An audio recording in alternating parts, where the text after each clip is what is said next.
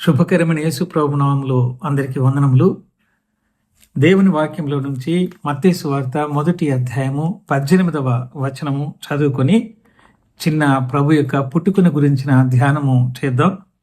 యేసుక్రీస్తు జనన విధమిట్లనగా ఆయన తల్లి అయిన మరియ యోసేపునకు ప్రదానము చేయబడిన తరువాత వారు ఏకము కాక మునుపు ఆమె పరిశుద్ధాత్మ వలన గర్భవతిగా ఉండెను. ఈ వాక్య భాగంలో మనందరినీ రక్షించడానికి యేసుక్రీస్తు అనే పేరుతో ఈ లోకానికి దేవుడే దిగి రావలసి వచ్చింది.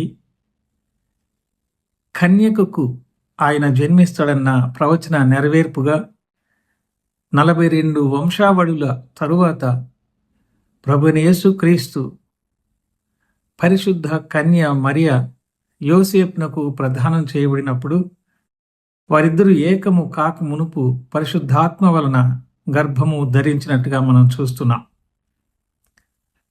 ప్రసంగి గ్రంథంలో 11వ అధ్యాయం 5వ వచనంలో శూలాలు గర్భములో ఎముకలు ఎలాగున నిర్మించబడుతున్నాయో నీకు తెలుసునా? సమస్తమును జరిగించుచున్న దేవుని క్రియలను నీవు ఎరుగుదువా అనేటువంటి మాటలను మనం చూస్తున్నాం. యోసేపు పరిశుద్ధ కన్య మరియను ప్రదానం చేసుకున్న తర్వాత ద్వితీయోపదేశకాండ గ్రంథంలో 22వ అధ్యాయము 23-24 వచనములలో ఒక పరిశుద్ధ కన్యక ఒక పురుషునికి ప్రదానం చేయబడిన తర్వాత ఆమె భార్యగానే పరిగణించబడుతుంది అని వ్రాయబడింది. అదే సమయంలో వారిద్దరూ ఏకము కాక మునుపు గర్భము అందరికీ కనిపించే రీతిగా ఉంటుంది కనుక అలాంటి పరిస్థితులలో రాళ్లతో కొట్టి చంపివేయాలని ధర్మశాస్త్రం తెలియజేస్తుంది. కానీ యోసేపు ఆమెను విడనాడకుండగా ఆమెను చేర్చుకోమని భయపడవద్దు అని దేవుడు తన దూత ద్వారా ఆజ్ఞాపించినందువలన యోసేపు తనకు భర్తగానే ఆమెను చేర్చుకున్నాడు. కానీ వారిద్దరూ ఏకము కాలేదు. ఆ రీతిగా యూదుల సాంప్రదాయంలో పరిశుద్ధ కన్య మరియ చిన్న వయసులో యవ్వన ప్రాయంలో ఎన్నికలేనటువంటి బీదరాలుగా ఉంటూ వివాహం కాకమునిపే ఆ గర్భం వచ్చినందువలన చుట్టుపక్కల వారు అనేక మంది నిందించి ఉంటారు.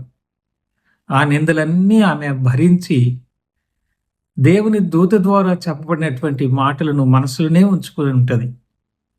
అలాగనే యోసేపు కూడా సమాజంలో ఎంతో అవమానాన్ని సహించి ఉంటాడు, శ్రమలను ఎదుర్కొని ఉంటాడు. అలాంటి పరిస్థితులలో యేసుక్రీస్తు ప్రభు వచ్చినటువంటి విధానాన్ని మనం చూస్తే ఆయన నశించిపోయినటువంటి వారిని వెదకి రక్షించడానికి లోకానికి వచ్చాడని చూస్తున్నాం.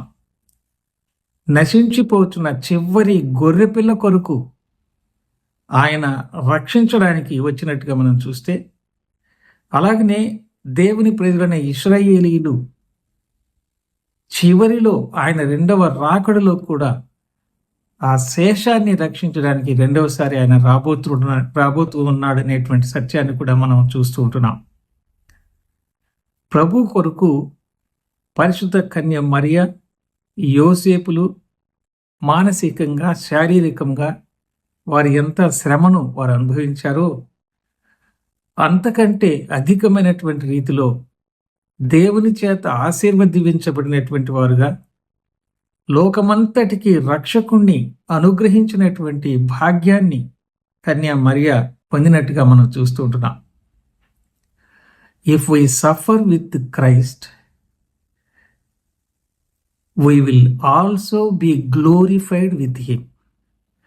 మనము కూడా ప్రభు కొరకు భక్తి మర్యాదలతో జీవించేటువంటి సందర్భంలో లోకములో వచ్చేటువంటి పరిస్థితులకు మనము శ్రమపడినటువంటి అనుభవాన్ని రుచి చూస్తే అదే ప్రభు ఆయనలో ఉన్న మహిమను కూడా మనము అనుభవించడానికి అనుమతించేవాడుగా మనం చూస్తున్నాం. ఈ చిన్న ధ్యానంలో మన హృదయాన్ని ప్రభువుకి అప్పగించి ఆనాడు పశువుల శాలలో సత్రములో ఆయనకి స్థలము లేనందువల్ల ఆ పశువుల తొట్టిలో పరుండు పెట్టబడ్డాడు. కానీ మురికి కోపము లాంటి దానికంటే దుర్గంధపూరితమైనటువంటి మానవుని యొక్క హృదయములో ఆ పరిశుద్ధమైనటువంటి ప్రభు హృదయములో గనుక చేర్చుకున్నట్లయితే ఆ యొక్క హృదయము పరిమళ సువాసన వెదజల్లుతుందని మనం చూస్తున్నాం. దేవుణ్ణి ప్రేమించే స్వభావము, తనను వలె అందరినీ ప్రేమించేటువంటి యేసుక్రీస్తు ప్రభు యొక్క తత్వము మనకు దేవుడు అనుగ్రహిస్తాడు. దాని ద్వారా జీవం కలిగినటువంటి ఆయన కనుదృష్టి క్రింద అన్ని విధాలుగా మనము భద్రపరచబడతాం. సమాజం ఎలాగనో మనల్ని చూచినా కూడా ఆయన చేత దీవించబడినటువంటి వారముగా ఆయన మహిమలో పాలు పొందేటువంటి భాగ్యాన్ని మనకు అనుగ్రహిస్తాడని ఈ చిన్న వాక్యభారంలో మనం చూస్తుంటున్నాం. అలాగున ప్రభువును సేవిస్తూ ఆయనను నమ్ముకొని ఈ లోకంలో జీవించాలని కోరుకుంటూ ప్రార్థన చేసుకున్నాం. ప్రేమ కలిగిన మా తండ్రి, మీ కొరకు ఈ లోకంలో నమ్మకంగా జీవించడానికి సహాయం చేయండి. మా హృదయాలలో మీకు స్థానాన్ని ఇచ్చి మిమ్మల్ని మహింపరిచే భాగ్యమును దయచేయమని యేసుక్రీస్తు ప్రభు పేరట స్తోత్రములు చెల్లించుకుంటూ ప్రార్థిస్తున్నాము తండ్రి. ఆమేన్. అందరికీ వందనాలండి.